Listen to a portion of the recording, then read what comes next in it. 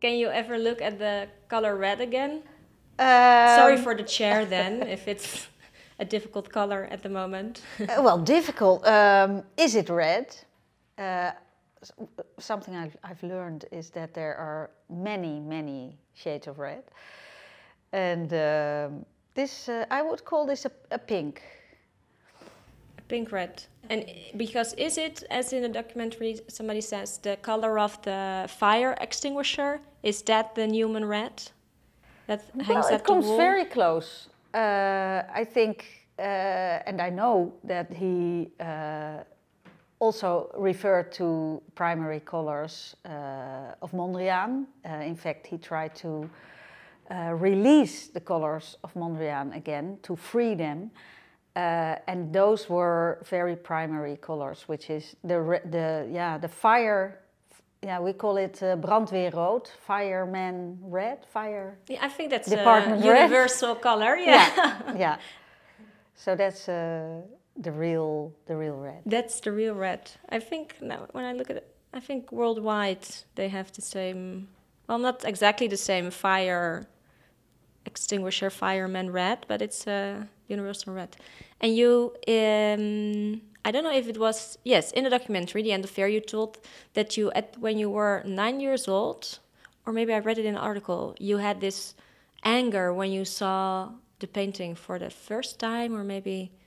Well, I remember during a museum tour with my class that I was really... it was really an unsettling painting. If you don't know anything about art and suddenly, or you know what art is, but you think of it like figuration, it's quite unsettling. And the explanation or the story of the person guiding us was not such that I was that relaxed me. It made it worse actually, because when she mentioned the title, which is a question, who's afraid of red, yellow and blue, it's also a little bit of a provocation. And I was really provoked by it. Also a question, somehow, to some people it requires an action or an answer. And that made me really angry. Yeah, at 9 years old. Yeah. And that was in the museum, or when you came back home in the museum? It was already? in the museum, yeah. And I also ran out of the museum. So I waited for my group for the tour to finish, but I was I didn't want to be part of it anymore. In the film, you asked artist Renske Enkevoort to make the painting again, and she did that, and she worked endlessly. A few months she worked on it, and it cost her a lot of blood, sweat, tears. And there was a discussion about the rights of the painting, the copyrights. Mm-hmm. And you were talking about it, and she got very emotional because she disagreed. What were your initial feelings at that moment when she got emotional during that conversation? Well, one of the things Newman did was refer to Mondrian. The title refers to Disney, Who's Afraid of the Big Bad Wolf. Edward Albee, the playwright, referred to it, Who's Afraid of Virginia Woolf. So I think art and culture, it's something we all draw from popular culture, from other arts, from the people we know, from conversations. So the whole idea of rights and authorship, I think, is a very blurry one, especially today with the way we can reproduce images. Because the original is now hidden behind a thick layer of house paint, as it's called, I wanted to see if a good painter like Renske was able to make a new original in a way.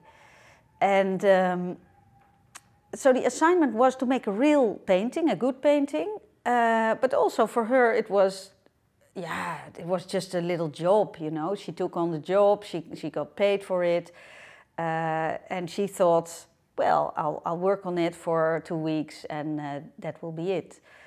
Now, what the film also shows is that the painting that many people will regard as something their little sister can do on a Sunday afternoon is incredibly difficult to make for a start. Physically even, it's very difficult. Physically, because it's very big, but also oil paint is a material that is not easy to use.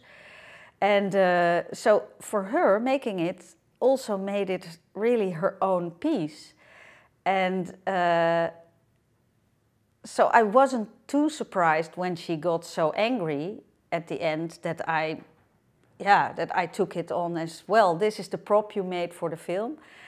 So I understood her, and it also told me that making a work, even when the composition is all set out beforehand, it is also a very intimate act that gets into your system, and that is something you see very well. Yeah, that's maybe the best explanation. It gets into your system. Yeah. Yeah. So it's not only conceptual, it's not just an art piece that you can describe and you can reproduce it without becoming part of you, without really being involved. Yeah, and that if you look at it and you see that, and it also gets in your system as somebody who looks at it, can you then maybe understand why the man who in first instance in '86 demolished the painting with the knife, can you maybe understand why he did that? Yeah, I understand it very well. Yeah, I think you shouldn't do it. But I do understand the emotion of the moment. How was it to speak to him? Yeah, it was... I really felt for him, because when you do something like that, it's not because you like to do it. It's really because you're emotionally, disturbed.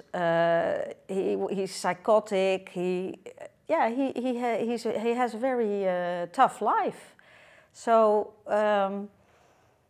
in a way, I see him also as a victim of not being able to understand all these codes we have in the art world, and the system, our system of behavior and what to do and what not to do. It's very fragile, and so I understand that someone can trip over the edge. Yeah, and maybe better than Goldreyer to understand. I find it more difficult to understand why he did what he did when he got the job to... Making the film explained to me that he was in a very difficult position. I think he never should have taken the job, but he literally painted himself into a corner. You know, he said, oh, I can do that. And many years he took to mend the slashes. And he did that excellently, very beautifully.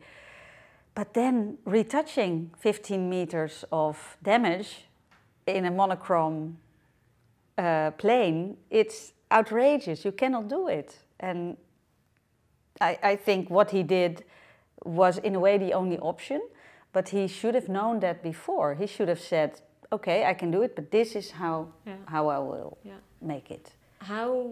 What is your relation now to the work? Well, I've seen it recently, and... Where did you see it? How was it? I saw it, the last time I saw it was in an exhibition in Amersfoort, where it was an illustration to an exhibition about the colors of the stijl. Now, for that painting, that what once was the centerpiece of the Stedelijk Museum, and was hung in the Hall of Honors as the first big work you saw as a visitor.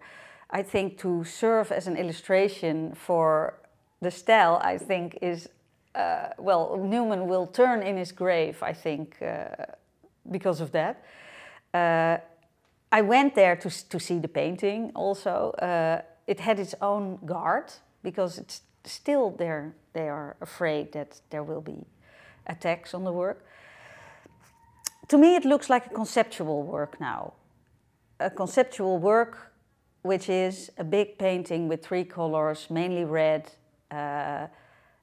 very, very cerebral, intellectual perhaps, but not the painting I saw as a 9 or 10-year-old, where the red really kind of, also gets into your psyche. Yeah, yeah. So that is gone now forever. Yeah.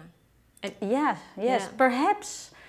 I mean, people do wonder if there are now techniques that you can use to take off a tiny layer of paint, but I think the paint he used was very aggressive and sort of entered the layers below, but you never know. You worked as an artistic director for IFFR, documentary festival here in the Netherlands. Has that, well, what have you learned maybe at IFFR that you could use during, for the film? Well, I think you learn from every film you see, and for IFFR I had to watch many films. Of course, you learn about storytelling.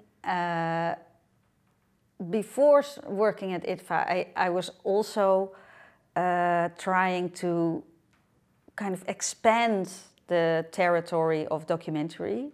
I think still many documentary makers are too much under the impression that they capture reality. And I think it's really about filmmaking. And in that sense, I do understand why this film is playing at a festival where fiction and documentary and experiment are more merged. And what I thought was so fascinating and funny that you once played an actress in Lithuania. You played an actress that played Barbara Visser in a series or in a film in Lithuania. Can you tell a little bit more about that? Because that also touches upon the question, what is real and when is it a documentary? Yeah. Or... Well, most of my career was dedicated to the visual arts. So I from photography and text and performance, I went into many more conceptual works. And one of the performative works I did was to propose to play a guest role in a Lithuanian soap series as a Dutch artist visiting Lithuania. So parallel to what was really happening, I said, can I enter that context and in this way talk about art and talk about the position of the artist, and they agreed. So they married me to a Lithuanian doctor in the series. So I had some reason to be there, and it was a cameo in a way. It was a conceptual And how did it art. feel for you? Did it feel that you were yourself in this film, or that you played an actress who played you? I thought I just had to be myself. Being a Dutch artist in Lithuania is what I am, so I can. This is the easiest thing in the world, but in fact it was very difficult. And why was it so difficult? Because if you start thinking about who am I, that's the most difficult question you can imagine. Who am I and how do I behave? And then you get so self-conscious that you think, who is Barbara Visser? Who is the artist? Who am I? So it was quite difficult. Yeah, fascinating. And what can we expect in the future? Well, I must say it was quite an intense year of being at IFFR the whole week and working on the film nights and weekends. What I really like is that we're going to make a tour with the film to festivals, but also to cities in the Netherlands and Europe. and talk to the people who see it. In the visual arts, it's not that common that you really see your audience that much and you talk about the questions it raises. And I think that's very... Maybe you would also be the messiahs who can maybe teach us or show us about fake news and how to look messiahs. At it. Yeah. Maybe you're the one who can, open a discussion about it in your way. Well, I think fake news is not the problem. The problem is that we think it's real. I think once we accept that it's not really fake, but that it's a slice of what is really happening and it's a perspective on what is really happening, I think you learn from that a lot. And I'm also very interested and dedicated to getting the arts and media literacy into education much more. So that will be one of my goals. Good luck and thank you so much for your work. Thank you. Thanks.